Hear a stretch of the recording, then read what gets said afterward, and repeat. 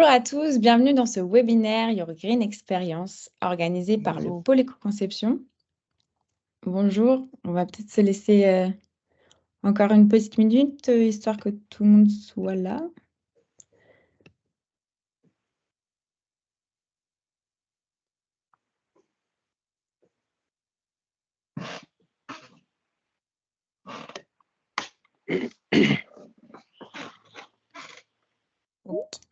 Donc on va commencer tranquillement. Donc le webinaire est organisé par le pôle éco-conception et l'objectif de ce webinaire, c'est de montrer des témoignages d'entreprises qui ont éco-conçu leurs services, leurs produits ou leurs procédés.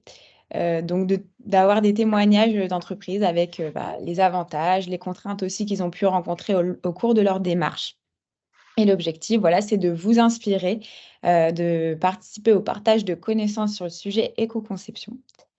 Et donc, aujourd'hui, nous allons présenter l'entreprise Notox. Donc, je vais présenter déjà aussi, dans un premier temps, donc Louis Gilbert, je suis ingénieure conseil au pôle éco-conception. Donc, le pôle éco-conception, qui est centre de ressources nationales sur le sujet éco-conception, donc qui a pour objectif de diffuser la pensée en cycle de vie, donc à travers des accompagnements, des formations, mais aussi voilà, des ressources à disposition. Donc, vous avez aussi beaucoup d'informations sur notre site internet. Donc aujourd'hui, nous allons parler de l'entreprise Notox, donc qui est une entreprise qui conçoit et vend des planches de surf responsables. Et nous avons la chance d'avoir parmi nous le fondateur Pierre Pommier. Bonjour Pierre. Bonjour. Bonjour à tous. Et je vous propose pour vous plonger dans l'univers, c'est le cas de le dire, de Notox, de regarder une petite vidéo de présentation. Hop, c'est parti. L'océan a accès à quelque chose de magnétique. Ça m'a toujours attiré la perspective que ça donne. Ça nous montre quand même toujours la nature dans tout ce qu'elle a de plus magnifique. On ne peut pas gâcher ce qui nous permet de vivre aujourd'hui, quoi. L'océan nous permet de vivre, nous permet aussi de jouer. Bon, il faut le respecter d'autant plus. Ce qu'il faut, c'est se reconnecter. Aujourd'hui, on est vraiment déraisonnable. On ne se rend pas compte de ce dans quoi on vit et on ne fait pas attention aux ressources qu'on consomme. Il faut que les gens en prennent conscience et nous, ce qu'on essaie de faire, c'est de rendre au moins les surfeurs raisonnables.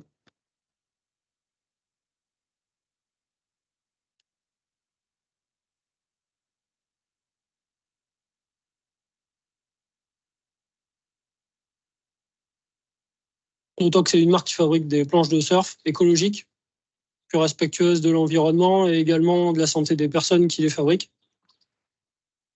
On sait qu'on ne fait pas des planches pour tout le monde. On fait des planches qui sont plutôt appréciées des gens qui sont conscients et qui veulent surfer en harmonie avec les valeurs qu'ils portent et les valeurs qu'on défend.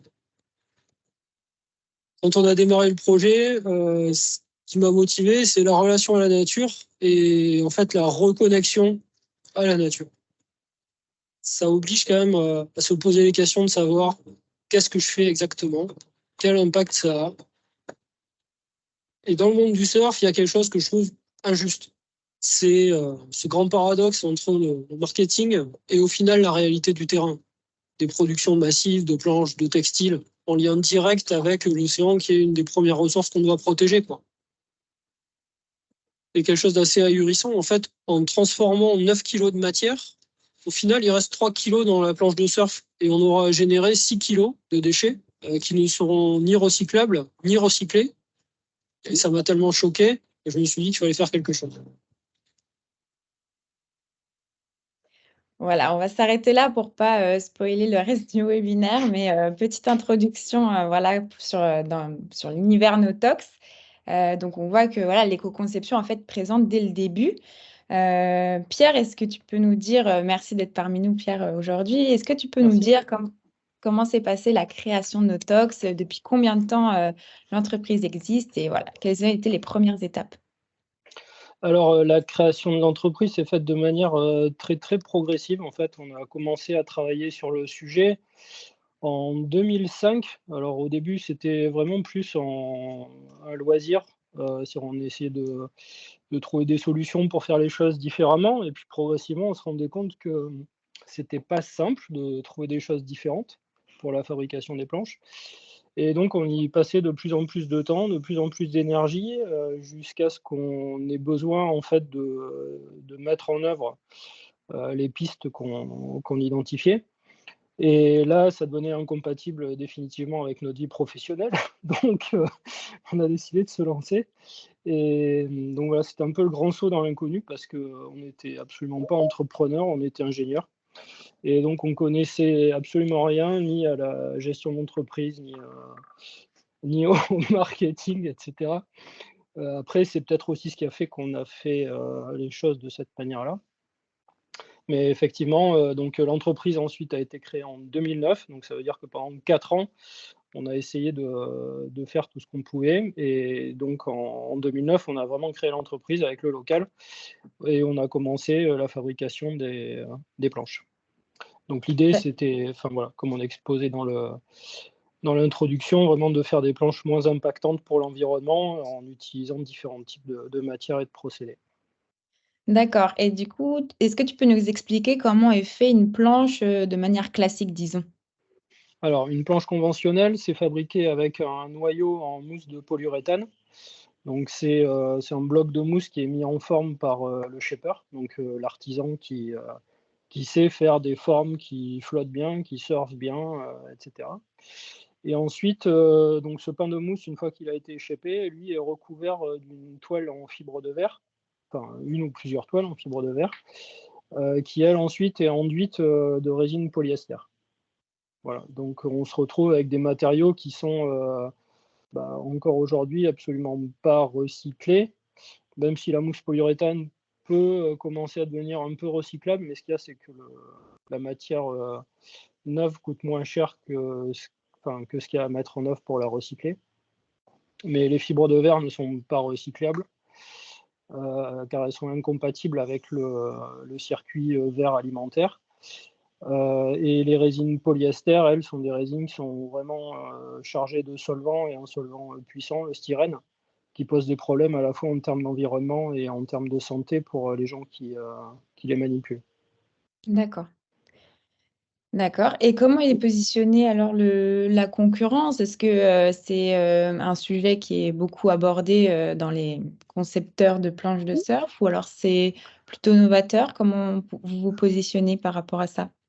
Alors, je dirais que c'est encore relativement nouveau. Donc en fait, l'histoire avait été initiée, on va dire, quasiment en 2005, 2006 par, UWL, qui est un gros atelier de fabrication de planches en Charente, qui avait commencé à vouloir utiliser, une mousse qui était partiellement biosourcée et de la fibre de lin. Et en fait, ils ont eu des problèmes de mise en œuvre parce qu'ils voulaient, absolument conserver la méthode traditionnelle, c'est-à-dire, manuelle, c'est-à-dire d'imprégnation à la main, des tissus et cetera. Et donc ils ont eu du mal à arriver à des résultats satisfaisants. Donc, la gamme a périclité, assez rapidement.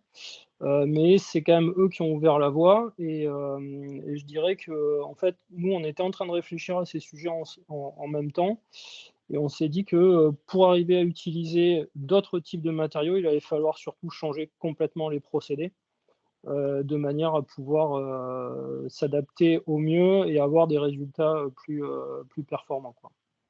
Donc à partir de ce moment-là, je dirais que, à partir de 2008, 2009, on était à peu près 2 à penser à ce genre de choses et je pense qu'on a inspiré, des gens, même pas mal de startups qu'on croise encore, aujourd'hui qui font des actions, en ce sens.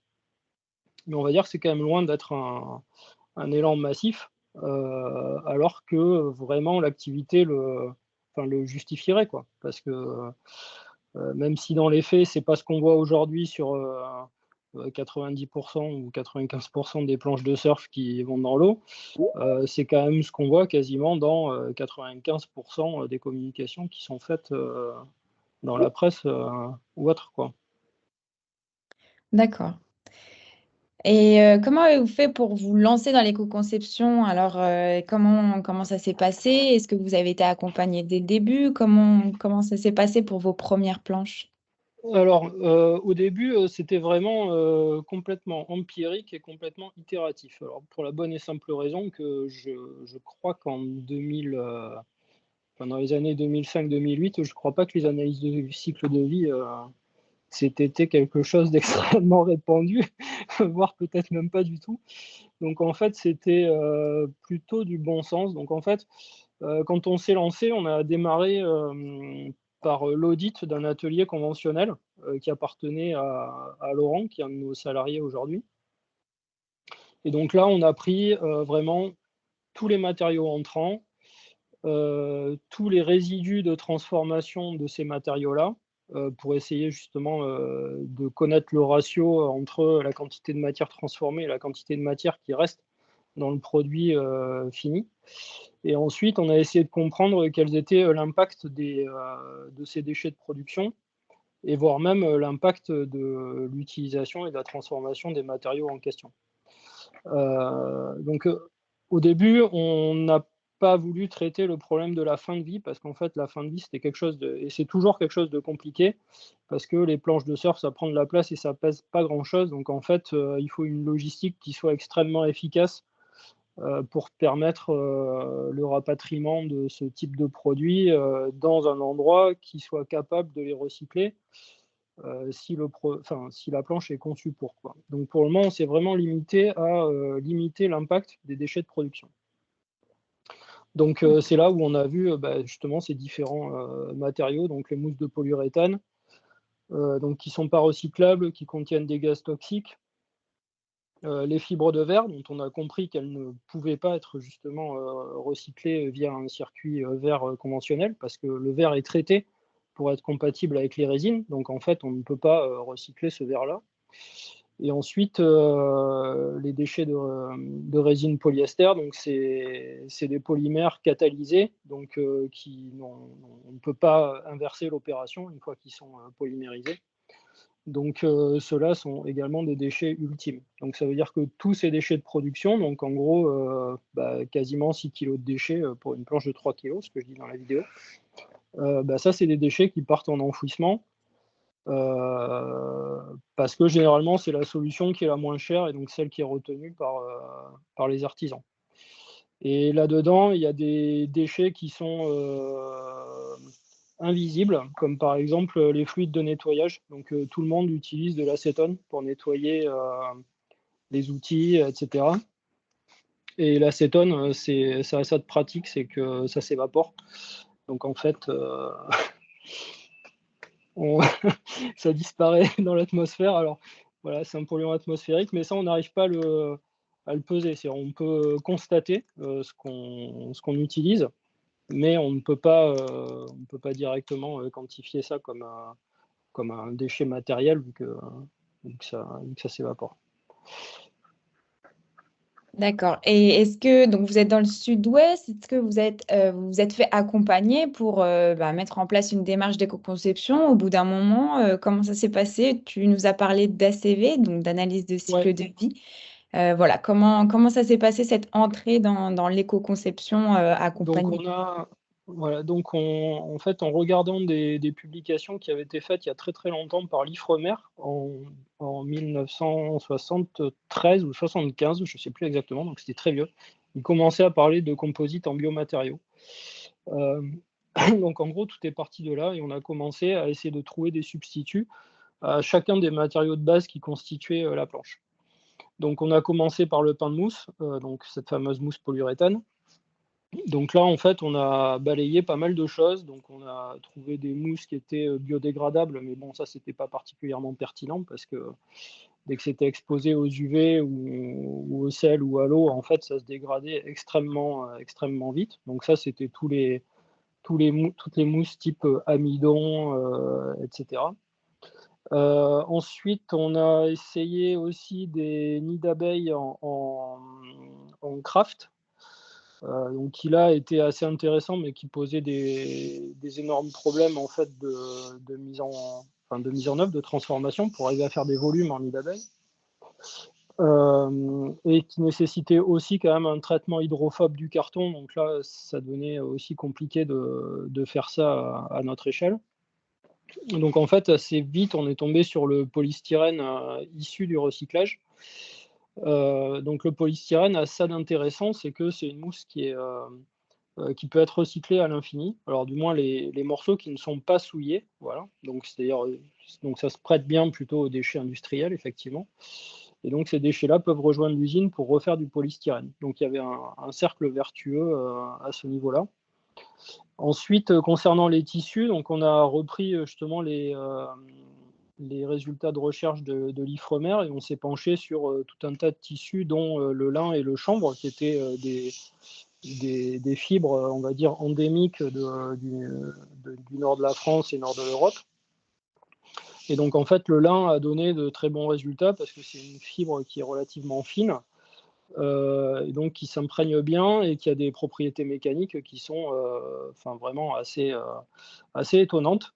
C'est vrai qu'on utilise ça dans des cordages depuis des centaines et des centaines d'années, et c'est vrai que ça a toujours amarré des bateaux gigantesques sans jamais lâcher. Donc, en fait, le lin était un bon candidat pour ce qu'on cherchait à faire. Et par ailleurs, les déchets de lin ne posent pas de problème en tant que tel. Ils pourraient être enfouis, incinérés. Voilà, c'est une matière qui se dégrade naturellement.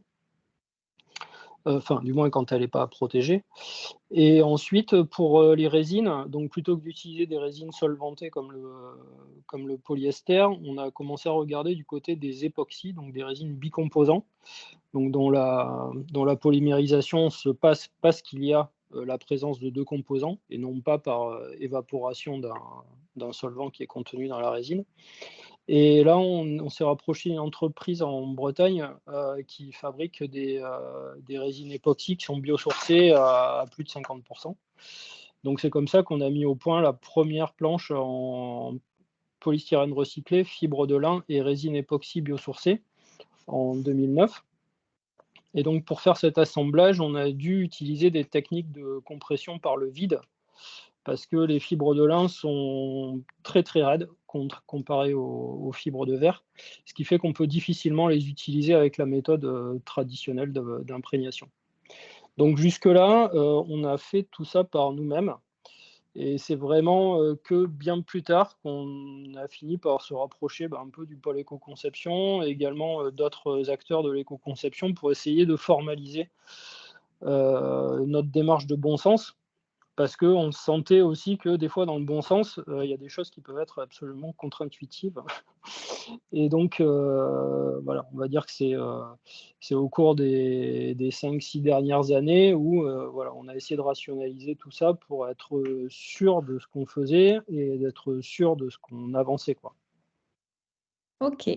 Et donc, vous avez pu donc réaliser des ACV.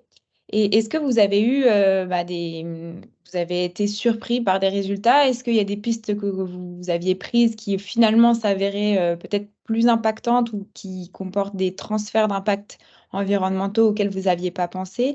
Est-ce que voilà, l'ACV vous a permis de confirmer ou au contraire d'abandonner certaines pistes? Ouais, alors, donc en fait, historiquement, la première fois qu'on a fait des ACV, c'était à l'issue d'un workshop qui était organisé par le pôle concernant l'utilisation de la méthode Equalizer. Donc c'est une forme de... Ça ressemble un peu comme un nuancier de peinture, mais en fait, plutôt que de choisir des couleurs, on choisit des matériaux. Et il y a des impacts qui sont unifiés sous forme de millipoints. Donc on a un canevas sous la forme d'un tableau Excel et on fait sa sauce entre les matériaux, les process, et comme ça on additionne tous les millipoints et on obtient un impact unifié. Donc au début on avait fait ça. Et en fait, ça nous donnait déjà des premiers résultats qu'on avait pu par ailleurs coupler, enfin on va dire, on avait extrapolé une première ACV qui avait été faite avec l'aide de l'ADEME en 2010. Et donc ensuite, à partir de ça, on avait extrapolé des résultats concernant l'eau consommée, le carbone et la consommation de ressources non renouvelables.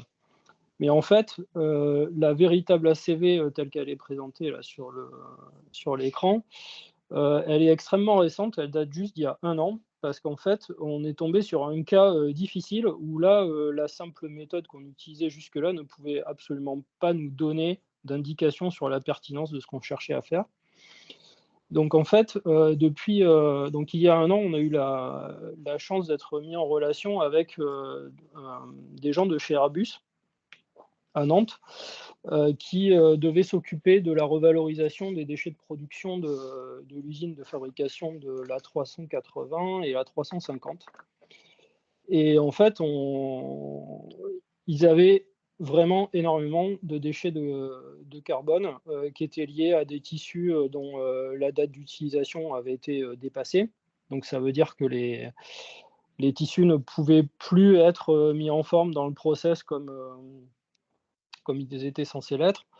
Et par ailleurs, il y avait également des rouleaux avec des tissus qui étaient défectueux, par exemple des problèmes de tissage, etc.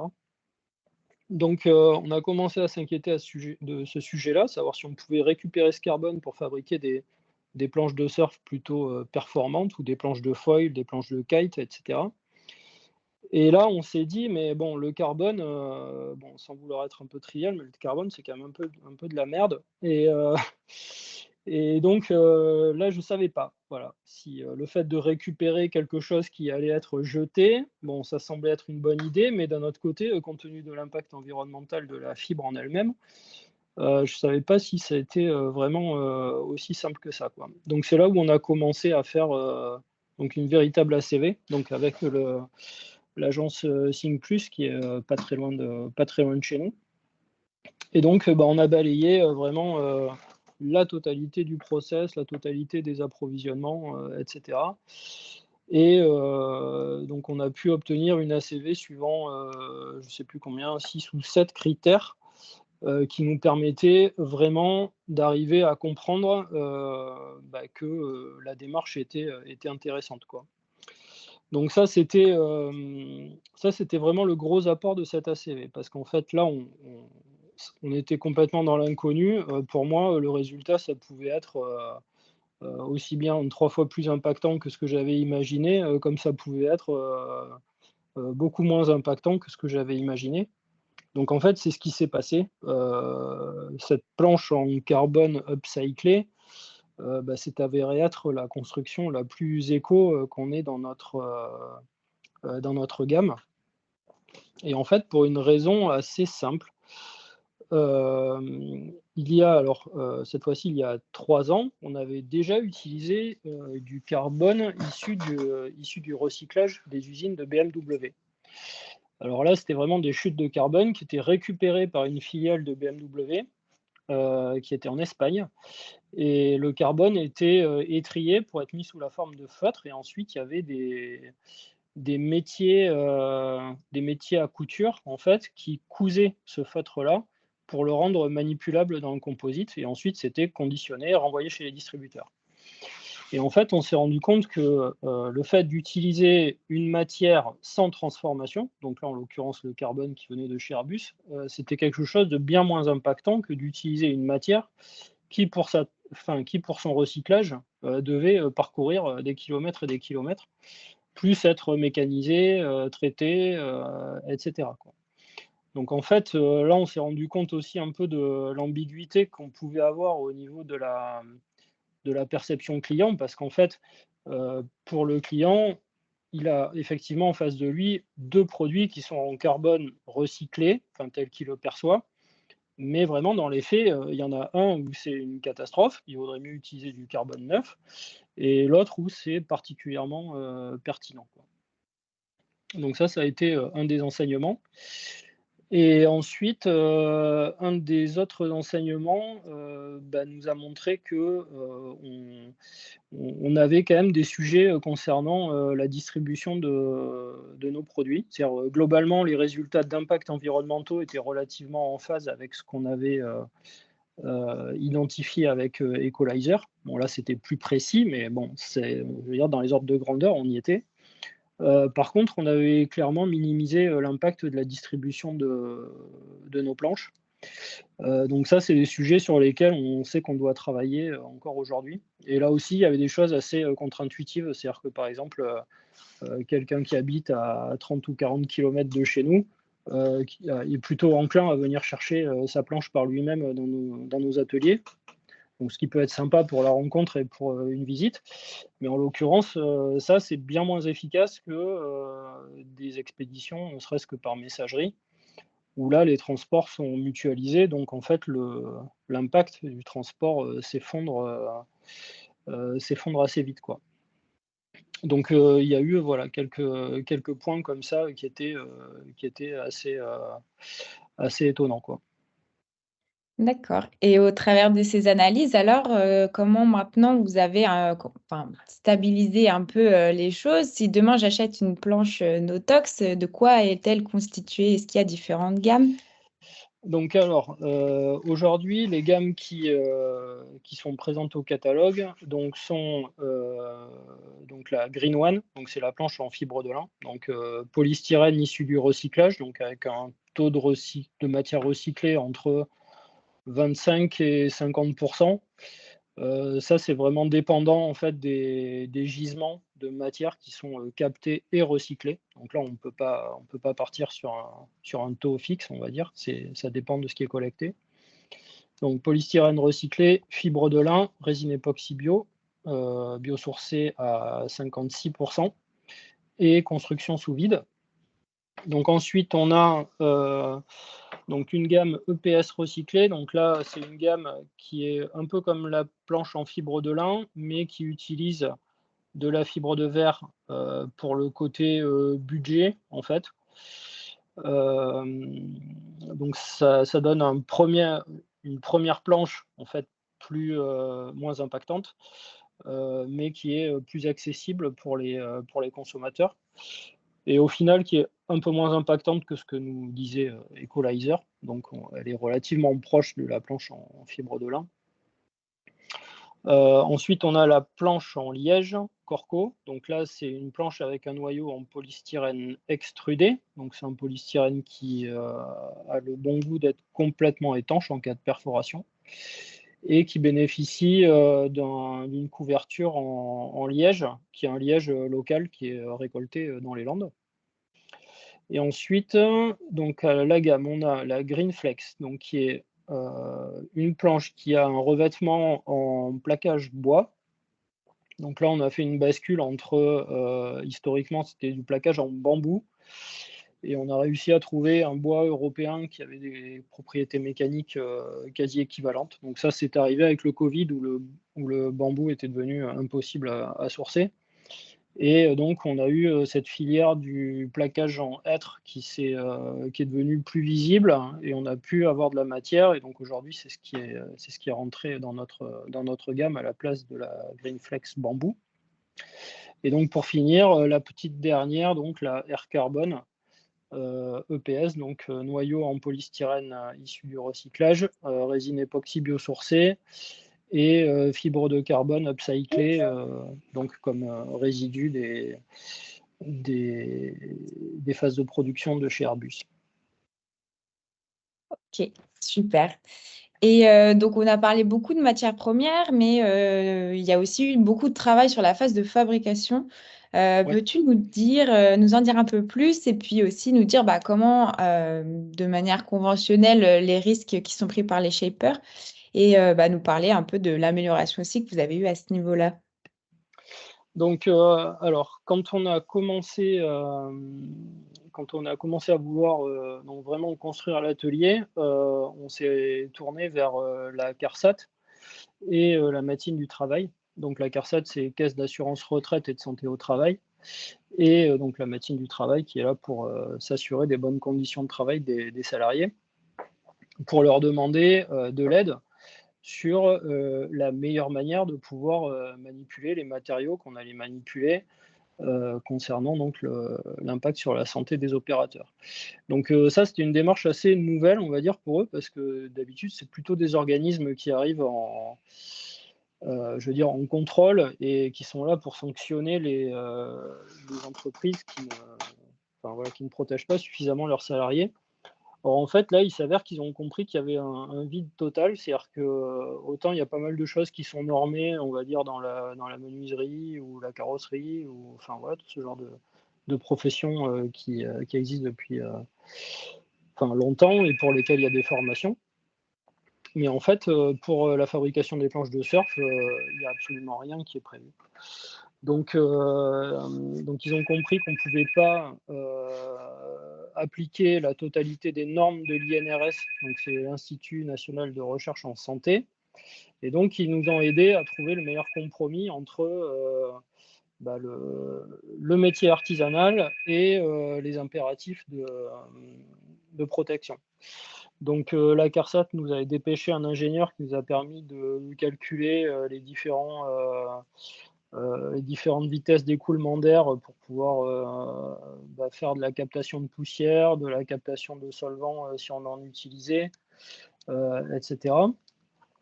Et la médecine du travail est arrivée donc au travers de notre médecin du travail actuel. Donc elle a réalisé sa thèse en fait sur notre atelier, en essayant de balayer tout un tas de solutions qui étaient liées à la toxicologie des matériaux conventionnels, donc c'est-à-dire polyuréthane, polyester, fibre de verre.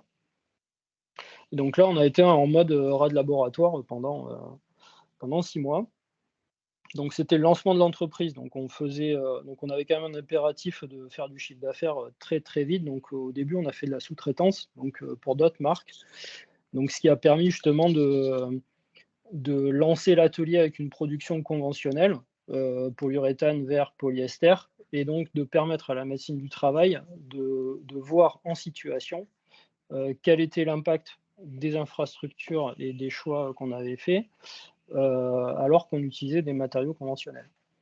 Donc pour prendre quelques exemples, donc il y avait des choses qui avaient trait à l'ergonomie. Donc la fabrication des planches, c'est quelque chose qui est extrêmement répétitif.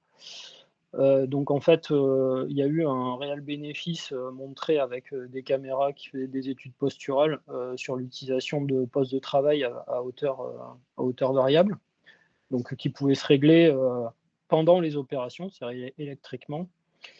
Après, on a eu un sujet justement sur l'utilisation des fluides de nettoyage. Donc, par exemple, l'acétone, un atelier comme le nôtre devrait utiliser 25 litres d'acétone par semaine, ce qui est, on va dire, relativement raisonnable, mais ce qui est relativement important, en fait, quand on est juste un particulier et qu'on voit un bidon de 25 litres, on se demande où ça peut bien passer. Ça passe dans l'air, en fait, ça pollue l'atmosphère. Et en plus, c'est extrêmement dangereux parce qu'en fait, l'acétone, en dissolution dans l'acétone, il y a les résines qu'on nettoie, donc polyester, époxy, etc.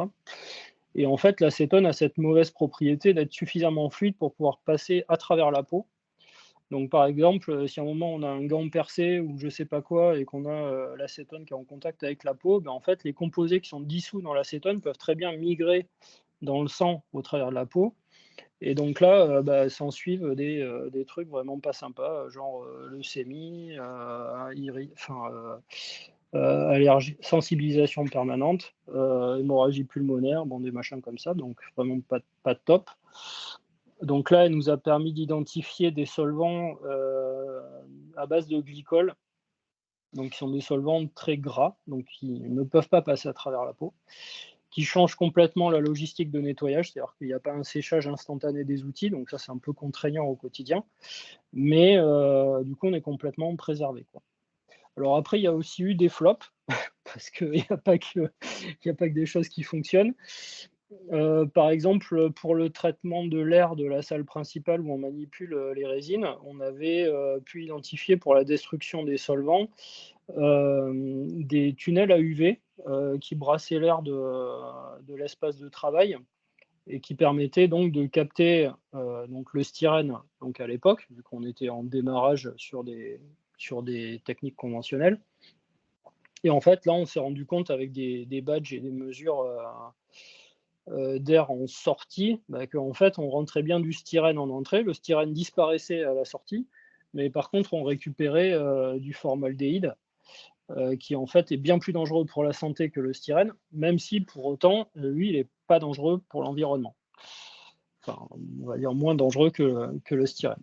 Donc là, on s'est retrouvé avec un tunnel à UV à 5 000 €, qui est toujours là pour l'histoire, mais qui nous sert absolument à rien aujourd'hui.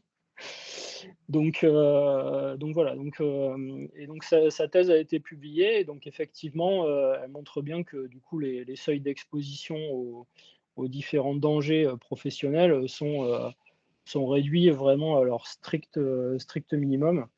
C'est-à-dire rien qu'aujourd'hui, une EPI de base ne puisse pas venir compenser, quoi. Donc ça veut dire un masque, une combinaison, enfin ce qu'on trouve partout, quoi.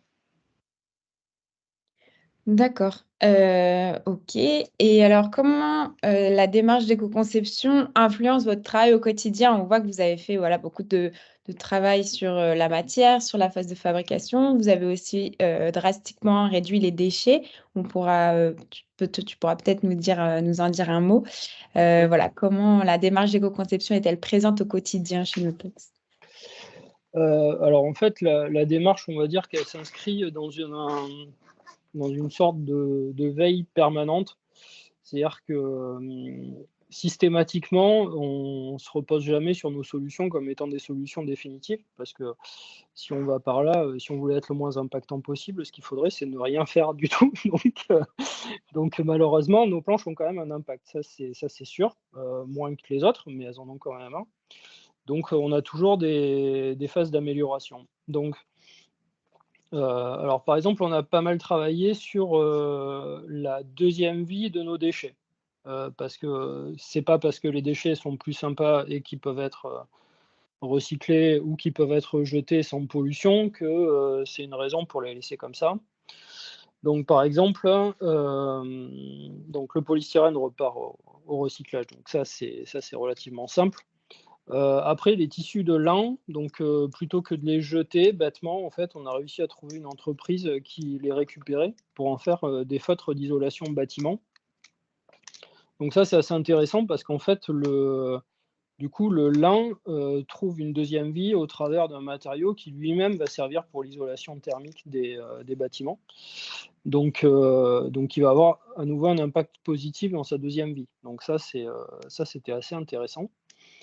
De la même manière, le liège, vu qu'on est en circuit court, repart chez le fabricant, qui lui va le broyer dans un grain un peu plus fin pour lui donner vie au travers de dalles acoustiques ou de dalles d'isolation thermique pour les sols, par exemple. Donc un peu dans la veine de ce qu'on fait avec le lin. Et plus récemment, donc, on s'est inquiété de nos propres déchets de carbone, parce que, bon, du coup, OK, on récupère ces produits non conformes de chez Airbus, mais à l'arrivée, les déchets finaux sont chez nous, quoi. Donc, il y avait aussi urgence à minimiser ces déchets-là. Donc, ce qu'on a fait, en fait, c'est que quand on fabrique nos planches en carbone, on a des premières grandes chutes qui, elles, sont réutilisées dans la fabrication des raidisseurs des planches en liège. Ce qui nous a par ailleurs permis de simplifier la fabrication des planches en liège et donc de venir atténuer la hausse du coût des matières premières sur la fabrication de ces planches-là. Et après, on a encore des chutes qui sont de plus en plus petites, quoi. Donc il y a une première partie des chutes qu'on retrouve sous une forme A4, en gros. Là, qu'on destine à une entreprise qui fabrique des prothèses pour les sportifs, donc plutôt des prothèses de haut niveau, donc légères et performantes. Et en fait, le carbone correspond plutôt pas trop mal à ce qu'ils ont l'habitude d'utiliser. Donc là, on réussit à trouver une nouvelle application à ces déchets-là. Et on a également trouvé pour les rubans de carbone, donc les parties vraiment plus longues et étroites, un artisan en Anglet, un luthier, qui fabrique donc des manches de guitare en incluant ce carbone-là, de manière à le rendre insensible à la température et à l'hygrométrie, ce qui lui permet même de simplifier la fabrication du manche. Alors s'il y a des guitaristes parmi vous, vous savez peut-être qu'à l'intérieur des manches de guitare, il y a une sorte de vis qui permet d'ajuster la courbure du manche, donc qu'il soit plus creusé ou plus bombé. On appelle ça un truss rod. Et donc, on peut se passer de l'utilisation du truss rod en utilisant cette matière-là, quoi. Et après,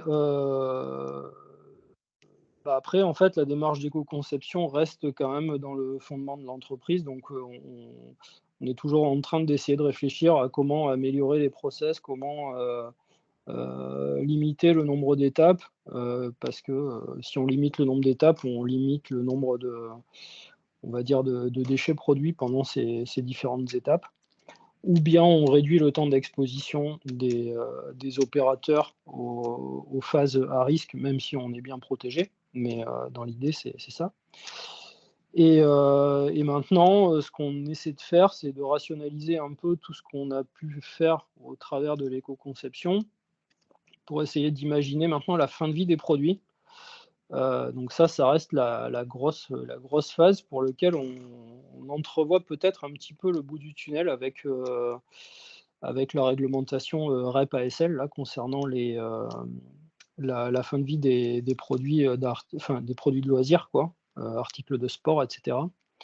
En fait, cette réglementation va imposer aux grandes surfaces du sport de récupérer la totalité des équipements sportifs en fin de vie. Donc un peu comme quand on ramène une perceuse dans un magasin de bricolage ou un micro-ondes dans une grande surface.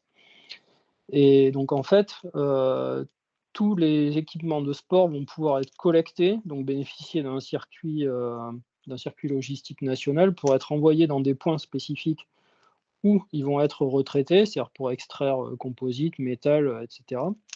Donc ça veut dire qu'on va enfin avoir des points uniques dans lesquels on va pouvoir essayer d'expliquer comment est-ce que ces produits-là peuvent être recyclés. Et donc dans cette optique-là, on commence à travailler sur l'utilisation de résines recyclables qui permettraient notamment la séparation des composites, la récupération de la fibre et la récupération de la matrice pour que cette matrice puisse redevenir de la résine qui soit utilisée à nouveau dans d'autres produits ou voire même dans des planches de surf. D'accord. Et donc, on peut imaginer que toutes ces démarches peut-être représentent aussi un coût. Quel est votre positionnement marketing-prix par rapport à ça? Qu'en est-il de la prise de risque aussi associée à ce positionnement? Alors, la prise de risque, elle reste relativement importante parce qu'en fait, faire tout ça, ça coûte beaucoup. Donc, il faut s'imaginer que par rapport à une production conventionnelle qui ne nécessite vraiment aucun équipement particulier, si ce n'est juste des postes de travail pour pouvoir poser les planches dessus.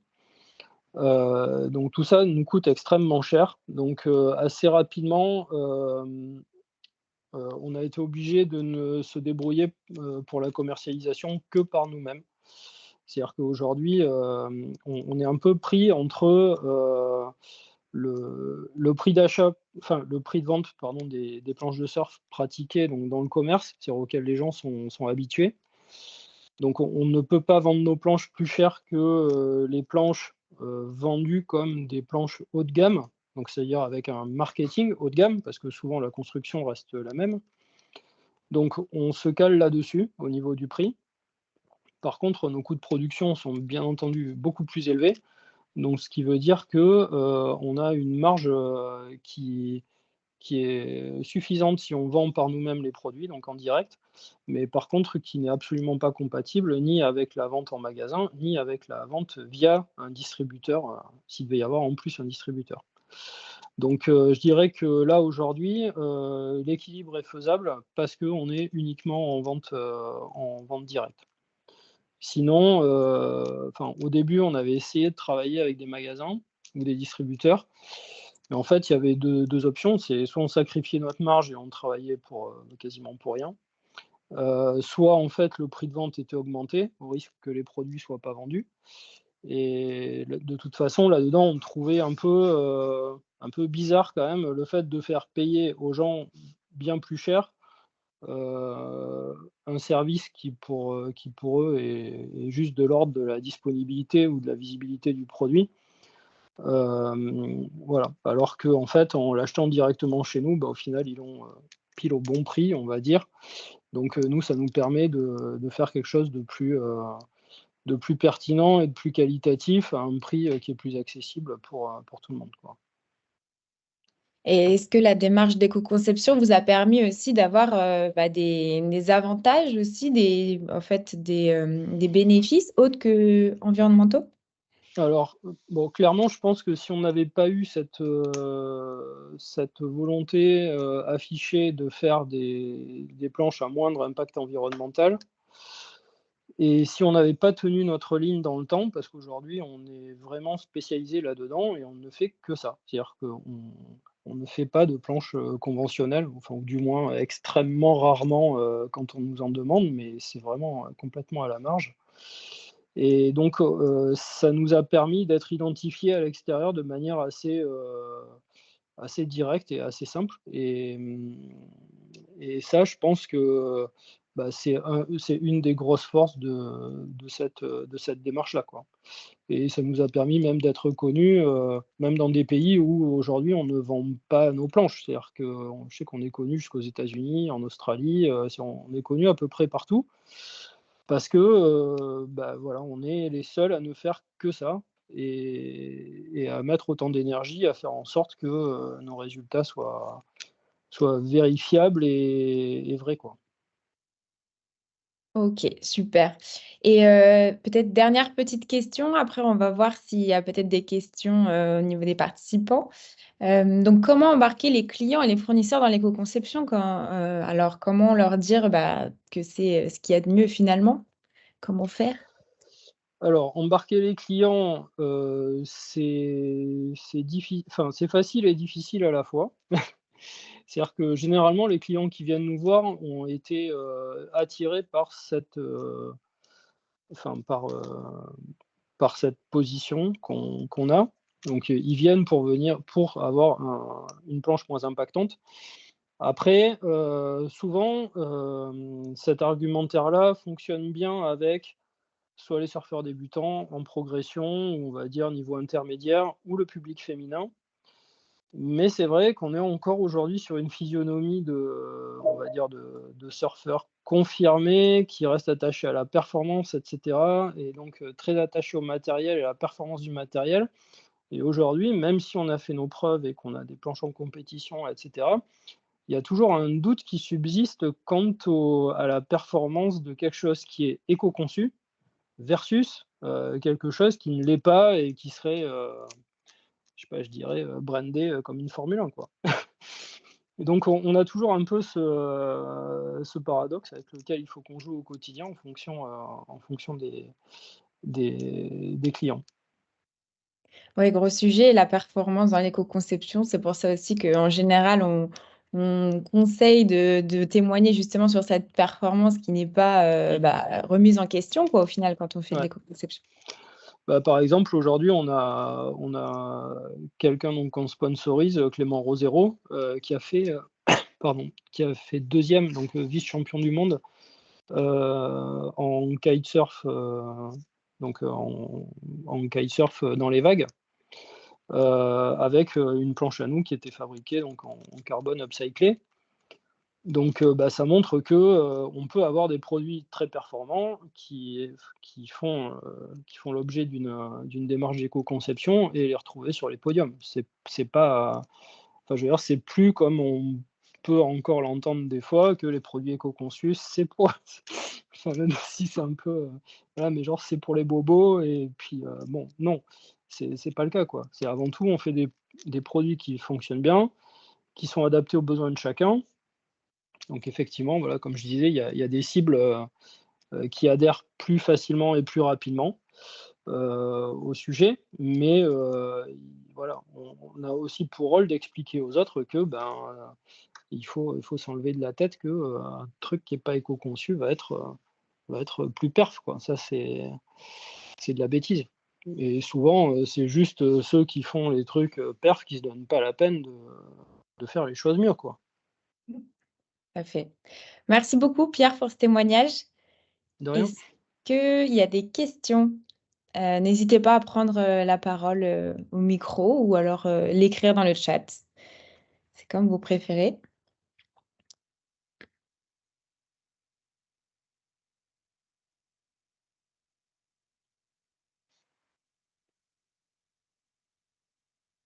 Alors, est-ce qu'on a des questions? Alors, on a des questions. Donc, alors, de Jean-Philippe qui nous demande qui sont vos clients, des personnes engagées pour l'environnement, des surfeurs lambda, séduits par votre design? On a un petit peu répondu à la question, je crois, Pierre. Oui, bah là, on a vraiment tout public. Voilà, c'est engagé ou même des surfeurs lambda qui viennent juste parce que ils ont compris que nos planches étaient bien. Donc, il y a des gens qui viennent, même si c'est pas forcément le côté éco qui les a séduits au début. Après, le design, ça, c'est déjà plus subjectif. En fait, effectivement, on a des clients qui aiment bien le côté minimaliste de nos planches. C'est-à-dire, il n'y a pas de décoration. C'est vraiment le matériau brut qui est mis en avant et c'est ce qui nous permet aussi de communiquer plus facilement sur sa composition. Mais par contre, il y en a qui ont horreur du minimalisme et qui ont l'impression, quand ils voient une planche en lin, que c'est du sac de patates et que, enfin voilà quoi. Donc ça, on n'y peut rien. Alors, on essaie de travailler en ce moment un peu sur le branding des planches, mais je reste quand même, moi, personnellement, attaché à ce minimalisme et je pense que ça va quand même aussi dans le bon sens parce que, moi, j'ai horreur de voir enfin, on va dire des produits qui font de la pollution visuelle, quoi. Donc j'aime bien quand ça s'intègre bien à l'environnement et je me dis que, quelque chose qui viendrait gâcher une photo, si c'était présent sur une photo, je pense que le design esthétique n'est pas bon. Donc moi j'essaie de faire en sorte que nos planches ne viennent pas gâcher les photos de la plage, si quelqu'un est pris avec. Très bien. Et alors, on a toujours Jean-Philippe qui nous demande combien de planches de surf vendez-vous par an? Quelle est la part de marché que ça représente? Alors la part de marché, elle est absolument ridicule. Nous on vend alors, en fonction des années entre, 350-400 planches jusqu'à 500 planches par an. C'est petit quoi, c'est un atelier, petit à moyen. Voilà, ce qu'il faut savoir, c'est que, enfin, un des plus gros ateliers du monde qui fabrique, des planches de surf, enfin même tous les types de flotteurs et même tout type de produits en composite, donc c'est Cobra en Thaïlande, avec qui on a des relations, pour savoir un peu ce qu'ils font, comment ils le font et on arrive à discuter, très très sereinement et de manière très sympathique avec le grand boss de Cobra. Donc ça, c'est quand même quelque chose de tout à fait intéressant. Par exemple, eux, ils fabriquent ce que nous, on fabrique en un an, ils le fabriquent en une journée. Donc ça donne un peu une petite idée de ce qu'on arrive à trouver dans l'industrie. Donc on a à la fois vraiment des très petits artisans tout seuls dans leur coin qui fabriquent 50 planches par an. Il y a des ateliers de taille moyenne comme le nôtre. Il y a des ateliers un peu plus gros comme celui de UWL donc, en Charente, qui fabriquent plusieurs centaines, voire milliers de planches par an. Mais après, on est tout de suite sur des ateliers de dimension internationale et il y a énormément de sous-traitances qui viennent d'Asie et notamment de Thaïlande, quoi. Où là, effectivement, les coûts de revient sont pas du tout les mêmes, quoi. Notamment liés à la main-d'œuvre, quoi, parce que ça reste voilà, une production qui nécessite énormément de main-d'œuvre. Forcément. On a encore donc 2 petites questions et même une main levée. Je vois que le temps file. Alors, comment utilisez-vous les résultats des ACV? Donc, est-ce que, par exemple, mise en avant auprès de vos clients pour que leur choix inclut Alors l'impact sur l'environnement? ouais, donc ça, on est en train de travailler sur le sujet. C'est comment rendre un truc pareil digeste, parce que là, franchement, à chaque fois qu'on a essayé, ça fait fuir tout le monde, là. Donc, on est en train de travailler sur un Surf Score, un peu à l'image du Nutri-Score qui permettrait d'avoir une notation simplifiée, mais un peu comme avec Yuka, de pouvoir ouvrir la boîte pour voir ce qu'il y a dedans et comprendre où sont les impacts et comment, etc. Ok. Et on a aussi une question que je dois retrouver. Comment assurez-vous la veille technologique sur les nouveaux matériaux? Alors ça, je dirais que c'est uniquement de l'ouverture d'esprit. Alors tout ça, c'est pas très, c'est pas très méthodologique, mais là, c'est de l'intérêt personnel, quoi. C'est-à-dire que, en fait, moi, tout m'interroge. C'est-à-dire dès que je vois des trucs, je me demande d'où ça sort, comment c'est fait et machin. Donc en fait, que ce soit dans le bâtiment, que ce soit dans l'agriculture, que ce soit dans je sais pas quoi, il y a tout me tout m'interroge. Donc souvent, c'est en tirant de ces bouts de ficelle-là qui n'ont pas grand-chose à voir qu'on arrive à trouver des solutions intéressantes. C'est-à-dire généralement, il faut se dire que si on reste dans le domaine dans lequel on travaille, si les solutions existaient, on serait déjà au courant. Donc moi, je considère que les solutions, il faut systématiquement les chercher ailleurs parce que, il y a même des endroits où, ils savent pas qu'ils ont développé des trucs qui pourraient être des solutions, dans d'autres domaines, parce qu'ils ne sont pas de ce domaine-là. Donc là, je dirais que, le plus vous avez, les yeux ouverts, les oreilles ouvertes, plus vous aurez peut-être des chances de trouver des choses pertinentes, quoi. Mais il faut surtout sortir de sa zone de confort et de son domaine, on va dire de prédilection, parce qu'en fait, c'est là où on va trouver le moins de choses, quoi. Et le pôle éco-conception se fait aussi beaucoup de veille sur le sujet. Si vous êtes Voilà, adhérent, vous pouvez avoir accès à cette et veille. notamment une sacrée matériothèque quand même, qui peut également être pas mal inspirante. Merci Pierre. On a une main levée. Alors je vais donner désactiver le micro. Normalement, vous pouvez vous exprimer. Oui, vous m'entendez? Oui, super. Oui. Bonjour. Super. Bonjour et merci pour cette présentation super intéressante. Alors moi, j'avais posé quelques questions dans le Q&A, mais je vais en sélectionner une parce qu'on n'a plus le temps. C'était dans l'approche que vous avez eue, les outils que vous avez eu à manipuler pour essayer d'évaluer la CV. Est-ce qu'à un moment, vous êtes tombé sur une possibilité, enfin sur quelque chose qui vous a permis d'évaluer les effets rebonds? C'est-à-dire, je crée une planche hyper éco, mais pour avoir des impacts, pour diminuer mes impacts, mais finalement, par rapport au volume, à un moment donné, je vais arriver à un niveau plancher où je vais avoir des volumes qui vont annuler mes bénéfices.